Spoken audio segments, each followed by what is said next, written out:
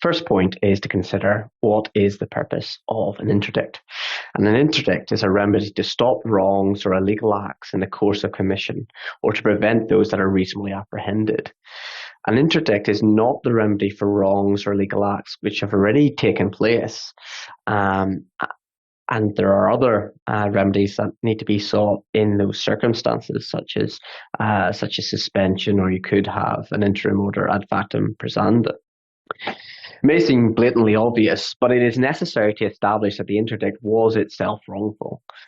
It was suggested by the pursuer in the McGowan case that the simple fact that the interdict had been recalled was sufficient to establish that the interdict was wrongful.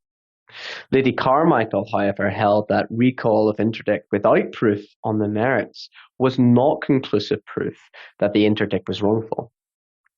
In particular, in cases where an interdict was recalled, not as a result of substantive procedure, for example, following proof, but as part of settlement, it is necessary still to prove the interdict was wrongful. This may involve revisiting the basis of the interdict itself.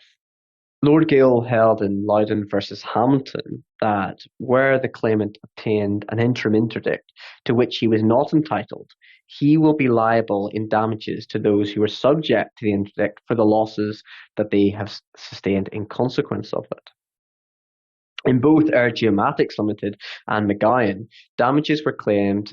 The damages claimed for included loss of income, reputational damage, anxiety, and stress.